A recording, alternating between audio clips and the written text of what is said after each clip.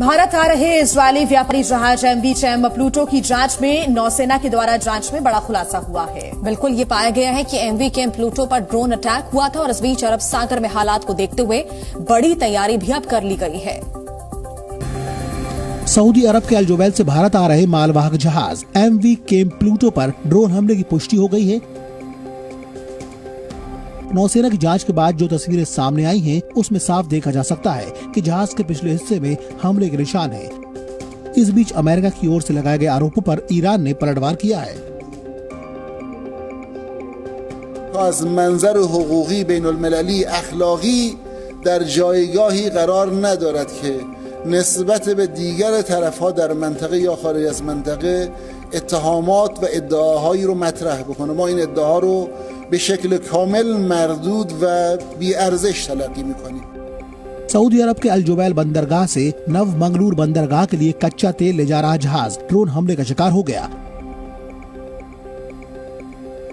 मालवाहक जहाज पर यह हमला पोरबंदर से लगभग 217 समुद्री मील की दूरी पर हुआ। पीएम मोदी ने कहा है कि आज मोदी की गारंटी वाली गाड़ी देश के कोने कोने में पहुंच रही है। देश गुलामी की मानसिकता से मुक्त हो चुका है और विकसित भारत के संकल्प के साथ आगे बढ़ रहा है। प्रधानमंत्री नरेंद्र मोदी जब पंडित मदन मोहन मालवीय की 162वीं जयंती के मौके पर दिल्ली के विज्ञान भवन पहुंचे तो पूरा हॉल हर हर महादेव के नारों से गूंज उठा।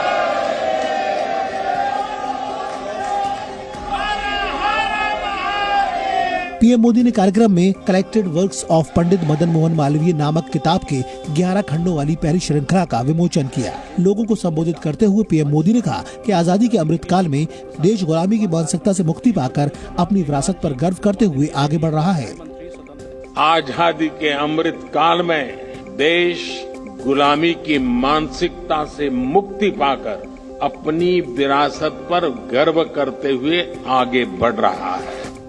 पीएम मोदी ने कांग्रेस समेत विपक्ष पर हमला बोलते हुए कहा, पहले सिर्फ घोटाले होते थे लेकिन अब ऐसा नहीं है। 2014 से पहले हम लाखों करोड़ों के घोटालों की चर्चाएं सुनते थे।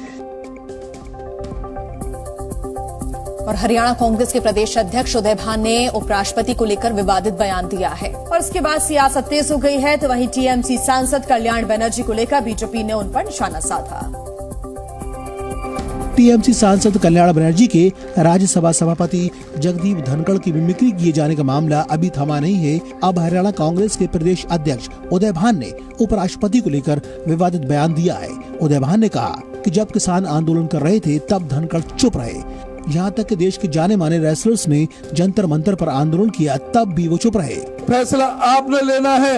इन जुमलेबाजों की सरकार चाहिए जो उस किसान को, मजदूर को, गरीब को, मेहनत के आदमी को पूरी तरह से तंग और परेशान करने में लग रहे हैं। किस तरह से हमारे एमएसपी के लिए 750 किसानों ने अपना प्राणों का बलिदान उस किसान आंदोलन में करके दिया था। वहीं पश्चिम बंगाल की बीजेपी इकाई ने कहा है कि कल्याण बनर्जी टीएमसी में साइडलाइन होते जा रहे हैं, लिहाजा वो ऐसी हरकतें कर रहे हैं। रेलेवेंट रखने के लिए उनको थोड़ा ये सब करना पड़ रहा है। और बाकी तो देखिए टीएमसी का ये संस्कृति है, अगर आप प्रधानमंत्री जी को अपमान नहीं करेंगे तो आपको टीएमसी में जगह कैसे मिलेगा।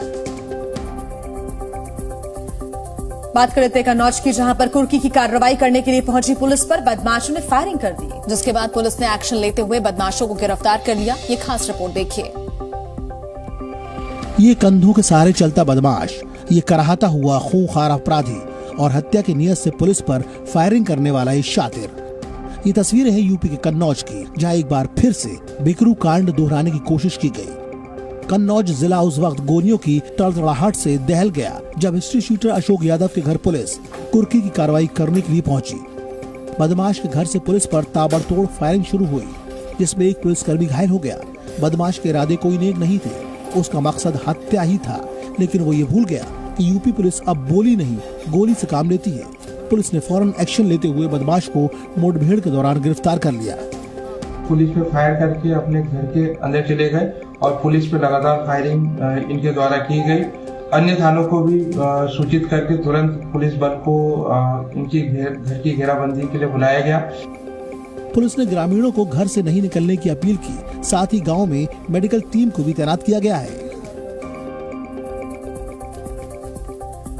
3 नए आपराधिक न्याय विधेयकों को राष्ट्रपति की मंजूरी मिलने के साथ ही ये कानून अब पूरे देश में लागू हो गए हैं। संसद से पिछले सप्ताह ही इन विधेयकों को मंजूरी दी गई थी।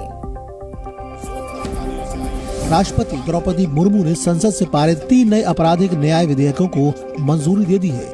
इनमें भारतीय न्याय संहिता, भारतीय नागरिक सुरक्षा संहिता और भारतीय साक्ष्य बिल शामिल है। औपनिवेशिक काल में 3 कानून भारतीय दंड संहिता IPC, दंड प्रक्रिया संहिता CRPC और 1872 के भारतीय साक्ष्य अधिनियम की जगह लेंगे। इन विधेयकों को पिछले हफ्ते संसद ने मंजूरी दी थी। संसद में तीनों विधेयकों पर हुई चर्चा का जवाब देते हुए केंद्रीय गृह मंत्री अमित शाह ने कहा था कि इन विधेयकों का जोर पहले के कानूनों की तरह दंड देने पर नहीं, बल्कि न्याय मुहैया कराने पर है।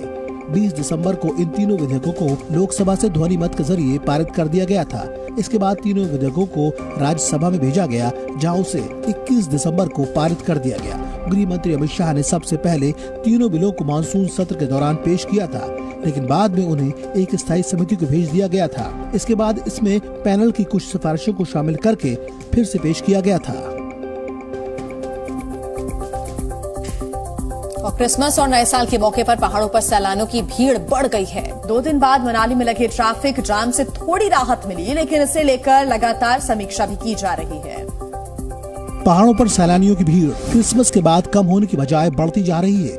लाहौल स्पीति से आई ये ड्रोन तस्वीरें इस बात का सबूत हैं। पार्किंग में गाड़ियों की लंबी लाइन बता रही है कि इस बार नए साल की छुट्टियों में सैलानियों की गिनती कितनी तेजी से बढ़ रही है। इस बीच सीएम सुक्खू ने पुलिस और प्रशासन को शिमला मनाली के लिए ट्रैफिक जाम से निपटने के निर्देश दिए हैं। साथ ही 5 जनवरी तक प्रदेश के तमाम होटल और रेस्टोरेंट 24 घंटे खोलने के भी निर्देश हैं।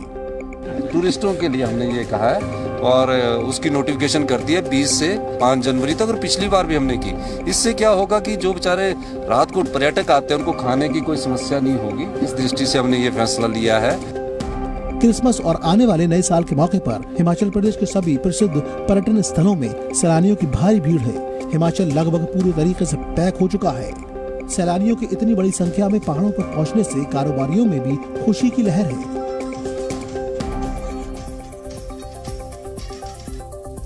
देखिए, शिमला मनाली की ही तरह नए साल पर उत्तराखंड में भी सैलानियों की भीड़ काफी बढ़ गई है। मसूरी, नैनीताल में भी क्रिसमस और नए साल के मौके पर लोग बड़ी संख्या में छुट्टी मनाने पहुंच रहे हैं। क्रिसमस और न्यू ईयर के मौके पर हिल स्टेशन की ओर पर्यटकों की लगातार भीड़ बढ़ने लगी है। शिमला मनाली में 2 दिन पहले जो नजारा दिखा वो अब उत्तराखंड के पर्यटक स्थलों पर भी दिखाई देने लगा है। क्रिसमस और न्यू ईयर के मौके पर मसूरी और नैनीताल में इस तरह की भीड़ आपको दिख रही है। हालांकि लोग ये बता रहे हैं कि आज भीड़ कम है। शनिवार और रविवार को जो भीड़ थी उसकी तुलना में आज थोड़ा सा भीड़ कम है, लेकिन अगले 1 से 2 दिनों में ये भीड़ और बढ़ती रहेगी, क्योंकि तमाम जो टूरिस्ट हैं वो मसूरी, नैनीताल, शिमला, मनाली जैसे हिल स्टेशन की ओर आपको बढ़ते हुए दिखेंगे। हालांकि मौसम का लुत्फ उठाने पहुंचे सैलानियों को यहाँ का मौसम बेहद रास आ रहा है। कोई परेशानी नहीं हुई, बहुत मजा आ रहे हैं, हमें कोई परेशानी नहीं है। हम गुजराती, हम हर जगह सेटल हो जाते हैं।